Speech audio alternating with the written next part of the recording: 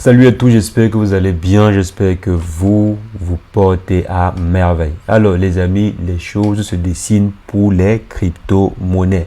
Les pavés sont en train d'être mis en place du côté des crypto-monnaies pour former en fait la toile. Donc bien sûr, les choses se mettent de plus en plus bien pour les crypto-monnaies. Donc dans les précédentes vidéos, en fait, on avait vu que les grands pays, les grandes puissances commençaient à intégrer les crypto-monnaies de façon réelle, intégrer en fait les crypto-monnaies dans leur économie.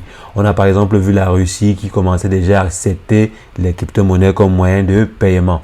On a également vu l'Union européenne qui a commencé à accepter également les crypto-monnaies et qui a également lancé aussi ou bien modifié sa loi MiCA pour lancer sa propre crypto-monnaie et plus principalement son propre stablecoin. Donc l'Union européenne, les grandes puissances comme la Russie, la Chine et voire même les États-Unis. Il y a en fait de plus en plus de pays qui légalisent l'utilisation des crypto-monnaies.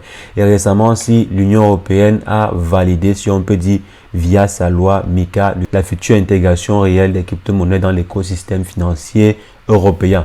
Donc avec sa loi MiCA qui a été validée donc par le Conseil européen, je crois également la semaine dernière, la loi MiCA avait été votée et maintenant il fallait que ça passe au Parlement, si je ne me trompe pas, au Parlement européen. Donc je crois que cela est prévu pour la semaine prochaine, on dit ici, donc ouais, tout à fait, European Parliament, donc cela sera voté également au Parlement le 10 octobre prochain. Et donc c'est par la suite que cela sera annoncé de façon officielle. Donc la loi MiCA en question a déjà traversé plusieurs barrières, a déjà subi plusieurs modifications depuis le début parce que c'est une loi qui a été initiée il y a de cela plus de 5 ans. Donc la mise en application de la loi en question a été un peu accélérée parce qu'elle était prévue pour 2026. Mais à ces derniers ont compris l'urgence de mettre sur pied une loi ou bien un règlement qui va venir essayer de canaliser les crypto-monnaies. Donc c'est ce qu'ils veulent faire.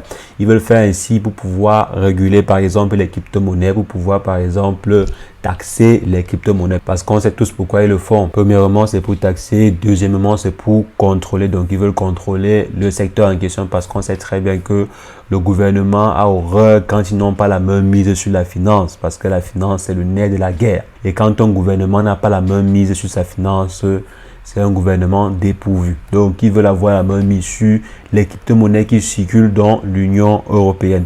Et c'est pas mauvais en soi.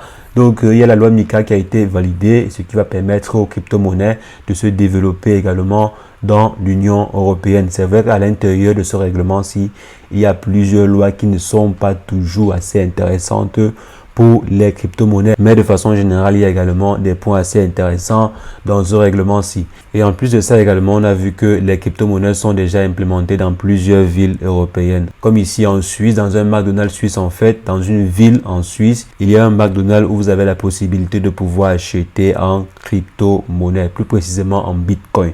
Donc vous avez la possibilité de partir, effectuer votre commande et acheter en Bitcoin. On savait déjà que ceci était possible au Salvador. Donc au Salvador, on a déjà la possibilité de pouvoir acheter presque tout avec des crypto-monnaies, plus précisément le Bitcoin.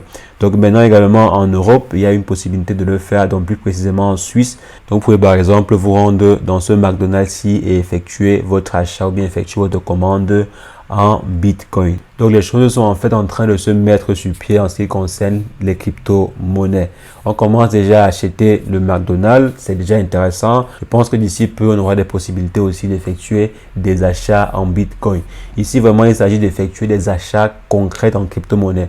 Pas en fait d'effectuer des achats via des cartes Visa qui vont convertir les crypto-monnaies, par exemple en monnaie fiat, qui vont effectuer par exemple la conversion instantanée en monnaie fiat. Non, on ne parle pas de cela, mais on parle vraiment de pouvoir intégrer les crypto-monnaies dans l'économie locale ou bien l'économie mondiale. Pouvoir par exemple aller dans un McDonald's, aller par exemple dans un supermarché et effectuer des paiements en Bitcoin. Donc transférer des Bitcoins d'un wallet A à un wallet B via un terminal de paiement ou bien via une solution dédiée. Donc effectuer vraiment des paiements en crypto-monnaie et non des paiements via des intermédiaires qui vont effectuer des conversions de façon instantanée comme par exemple Binance, Crypto.com et d'autres plateformes, d'autres exchanges en fait centralisés qui vous donnent la possibilité de pouvoir déjà les faire, donc faire des achats avec vos différentes crypto-monnaies. Mais ces derniers effectuent en fait la conversion instantanée de vos crypto-monnaies en monnaie fiat. Donc ici déjà on voit qu'en Suisse, il y a certains McDonald's, il y a certaines entreprises qui acceptent des paiements en Bitcoin. Donc je crois que le projet Plan B s'y travaille dessus pour la vulgarisation et l'utilisation en fait des crypto-monnaies au quotidien. Et si on vient ici, il n'y a pas que le McDo qui accepte le Bitcoin ou bien qui a déjà accepté le Bitcoin comme moyen de paiement en Suisse. Il y a plusieurs entreprises qui ont déjà également accepté le Bitcoin comme moyen d'échange, ce qui rend ainsi les crypto-monnaies de plus en plus adoptées. Et également le Bitcoin est en tête de liste en termes de crypto-monnaie la plus utilisée. Si on vient par exemple ici, on voit le volume en 24 heures. Le volume de Bitcoin en 24 heures est à plus de 29 milliards de dollars. Bientôt, lorsque les crypto-monnaies seront utilisées au quotidien, ce chiffre ci pourrait être multiplié par 100, voire par 1000. Et maintenant, ça veut également dire que la valeur générale du Bitcoin sera revue considérablement à la hausse. Donc, cela sera revu à la hausse. Et bien sûr, en attendant par exemple que les gouvernements européens mettre sur pied leur propre monnaie numérique, comme par exemple l'Union européenne qui veut mettre son euro numérique sur pied d'ici quelques années. Et je suppose très bien que lorsque ces derniers vont mettre sur pied leur monnaie numérique, ils vont exiger ou bien ils vont demander ou motiver les commerçants à plutôt privilégier leur monnaie numérique ou bien leur euro numérique, vu que ceci sera adossé à de l'euro physique. Donc, ils vont forcément encourager les commerçants, les supermarchés à utiliser plutôt l'euro numérique au lieu du Bitcoin et consorts.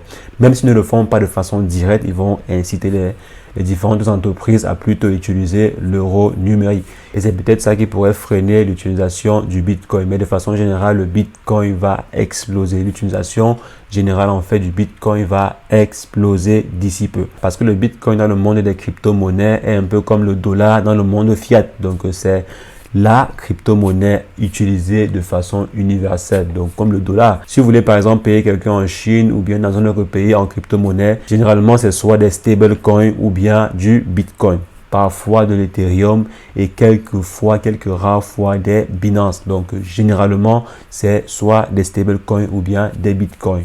Et l'utilisation sera encore plus vulgarisée d'ici peu. Donc d'ici peu, ne soyez pas surpris que votre petit commerçant du coin accepte des paiements en Bitcoin. Que par exemple, vous partez au supermarché et que vous avez la possibilité de pouvoir acheter en Bitcoin, acheter en crypto-monnaie de façon générale. Donc d'ici peu, cela ne sera plus un mythe, mais cela sera courant. Donc il y a plusieurs lois qui sont en train d'être modifiées pour permettre cela. Il y a plusieurs pays qui ont déjà autorisé cela. Donc chaque pays en fait est en train d'essayer d'arranger sa loi pour pouvoir autoriser l'utilisation des crypto-monnaies. Donc les amis, on voit ainsi que les crypto-monnaies c'est l'avenir. Si vous n'investissez pas dans les crypto-monnaies aujourd'hui, il est peut-être possible que vous le regrettiez. Donc, il est par exemple possible que le Bitcoin devienne l'or du 21e siècle. Il est possible que d'ici 10 voire 20 ans, que les monnaies les plus utilisées soient des crypto-monnaies et non des monnaies fiat.